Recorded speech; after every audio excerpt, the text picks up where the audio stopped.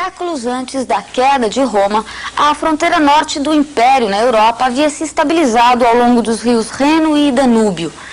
Várias vezes, os romanos ultrapassaram esses limites, mas nunca obtiveram conquistas duradouras. Além dos rios, viviam os povos germânicos, que os romanos chamavam de bárbaros. Com o enfraquecimento de Roma, não foi mais possível conter esses povos. Enquanto o Império do Oriente conseguia defender-se, o do Ocidente não teve forças para se opor à violência dos invasores. Salve, pessoal! E hoje nós estamos finalizando a Antiguidade Clássica. Estamos começando aquele momento histórico conhecido como Alta Idade Média. Na realidade, nós não estamos ainda dentro da Alta Idade Média. Entre o século IV e o século VIII, muitos historiadores estão tentando ver um outro período histórico, muitas vezes denominado de Antiguidade Tardia ou simplesmente Primeira Idade Média. É um momento em que o Império Romano, logo após aquela crise estrutural do século III, está dando uma respirada no século IV. Ou seja, há um conjunto de tentativas de contenção, um conjunto de tentativas de reelaboração das estruturas imperiais e tentar fazer com que Roma sobrevivesse àquela crise enorme que nós vimos na aula passada. Assim, nós vamos começar a perceber que logo de cara, após todo um momento de anarquia militar, todo um momento aí de grande guerra civil entre as próprias legiões romanas, vai se levantar daí um imperador, que vai novamente fortalecer o poder e vai centralizar de maneira absurda a autoridade imperial. Este indivíduo é Diocleciano. Diocleciano, que vai tentar, inicialmente, fixar os camponeses à terra, publicar uma série de leis para tentar conter a crise e, especialmente, tentar resolver o problema através de um prisma político. Como assim? Elaborando uma forma de governo conhecida pelo nome de tetrarquia. Olha aqui no nosso mapa e você vai observar o seguinte: o Diocleciano tentou dividir o Império Romano em duas partes. É ele o primeiro que vai criar, então, aquilo que nós chamamos de Império Romano do Oriente, ou seja, esta parte aqui que você está vendo em amarelo, e você vai ter também um outro pedaço do Império, este outro que nós vamos chamar de Império Romano do Ocidente. Cada uma dessas partes teria um imperador com o título de Augustus, um em Roma, outro nesta cidadezinha aqui, que vai ser futuramente Constantinopla, que ainda não está fundada, que vai ser fundada por Constantino mais tarde. Quer dizer, de repente você já tem aqui a origem, o embrião daquele que é o Império Romano do Oriente e o Império Romano do Ocidente. Cada uma dessas partes vai ser subdividida com um governante menor, que vai levar aí o título de César, tá? Então, atenção ao seguinte: o Diocleciano elabora a tetrarquia, que representa a divisão do Império Romano em dois governantes e em quatro partes. Dois imperadores Augustos e dois auxiliares, Césares. A intenção dele é acabar com a briga pela sucessão imperial. Morto um imperador, seja do lado ocidental, seja do lado oriental, o César imediatamente assumiria. Até quanto durou a tetrarquia? A resposta você obviamente já sabe. Até a morte do coitado do Diocleciano. Mal ele morreu, anarquia, a fusarca, mais uma vez. Nova guerra civil, e depois dessa guerra civil, sobe ao trono um outro imperador fundamental, esse importantérrimo, que é ninguém mais, ninguém menos do que o nosso amigo Constantino. O Constantino, ele é um imperador simplesmente fundamental para a gente começar a entender a Idade Média. Por quê? Porque é exatamente o Constantino que, em primeiro lugar, vai reunificar o Império, vai acabar com aquela divisão que o Diocleciano tinha feito, o Império volta a ser unificado, funda a cidade de Constantinopla, onde existia a cidade grega de Bizâncio, por isso que você pode falar Constantinopla ou Bizâncio, tá? Agora, em especial, o nosso amigo Constantino vai legalizar o cristianismo em Roma. Como assim? Através do famoso Edito de Milão.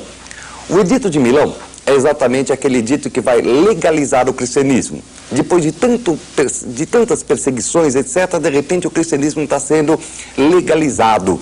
Olha lá, inclusive, uma basílica da época do nosso amigo Constantino. Legalização do cristianismo, por quê? Qual a razão se o cristianismo antes era perseguido? Você lembra? O imperador era um deus, tal, aquela coisa toda.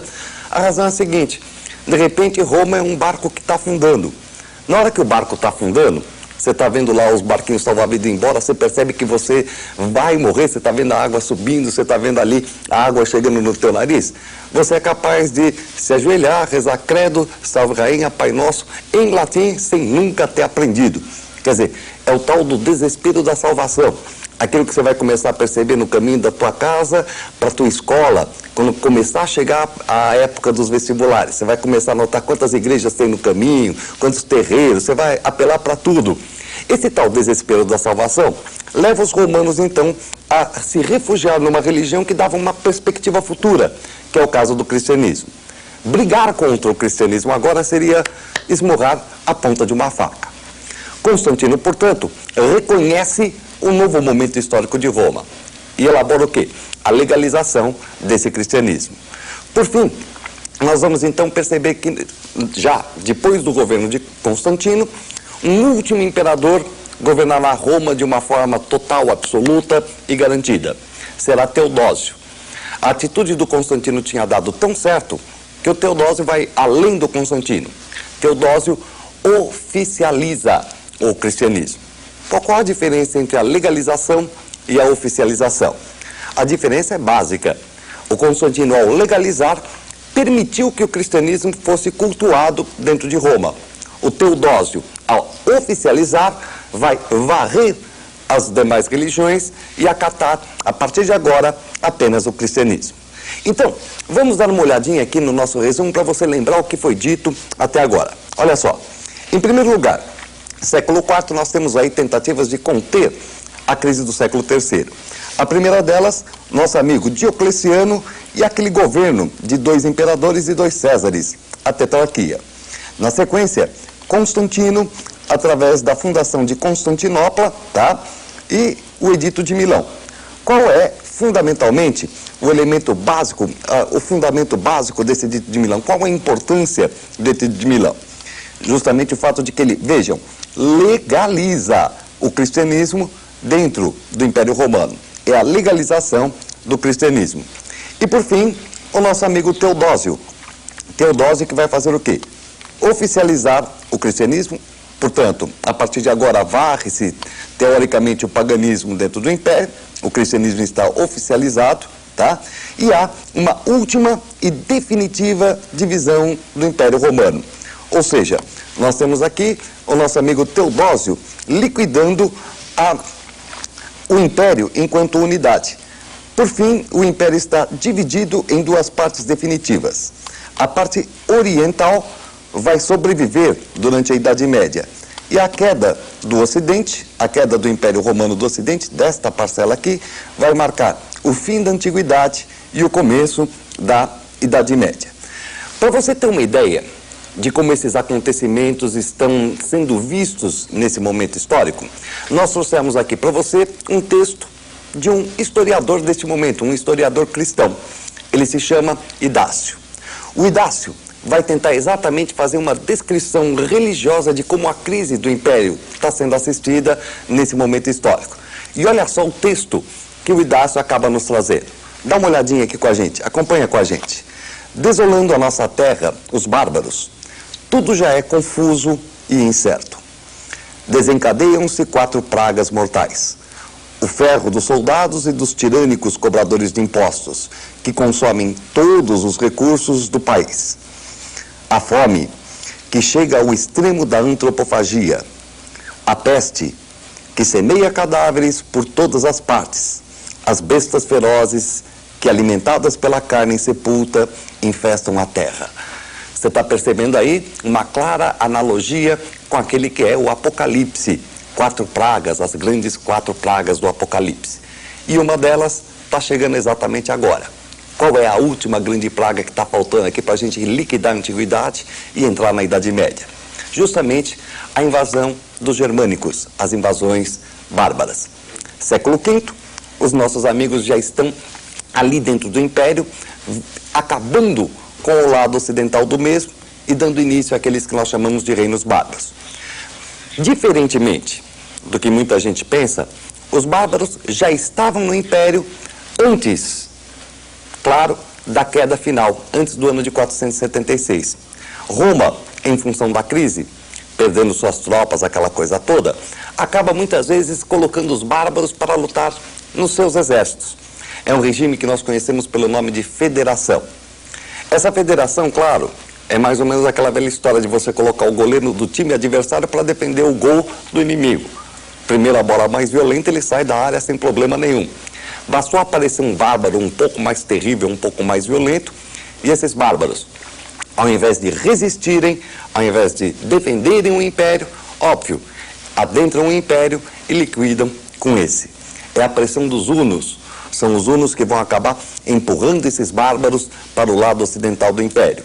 Até que no ano de 476, nós temos aí a tomada de Roma definitiva por Odoacro, chefe dos bárbaros érulos, fato político que marca então o final da Antiguidade, começo da Idade Média. Dá uma olhadinha aqui no nosso resumo, só para você lembrar o que nós falamos a respeito dos bárbaros. Inicialmente, nós sabemos que eles já estavam entrando no Império através do regime da Federação. Roma estava adotando esses bárbaros, colocando esses bárbaros para lutar nas suas tropas. Mas esses bárbaros, em função da pressão dos hunos, ao invés de defenderem as fronteiras do Império, se arremetem para dentro dele, em especial no lado ocidental. Até que, no ano de 476, Roma, que já havia sido tomada várias vezes, em 410 pelos visigodos, em 450 sitiada pelo Átila, um pouco mais tarde os vândalos estão saqueando a cidade também, acaba caindo definitivamente na mão de Odoacro, chefe dos bárbaros érulos, marcando então a queda do Império Romano do Ocidente, o fim da Antiguidade, o início oficial, ou seja, o início didático da Idade Média. Agora, para encerrar nossa aula hoje, nós trazemos de volta o texto de Idácio. O texto de Idácio para você acompanhar como ele vai narrar para a gente essa queda do Império. E olha só o que o Idácio fala. Assim, fazendo estragos por todo o mundo, as 4 pragas do ferro, da fome, da peste e dos animais selvagens chegam ao cumprimento das profecias anunciadas pelo Senhor.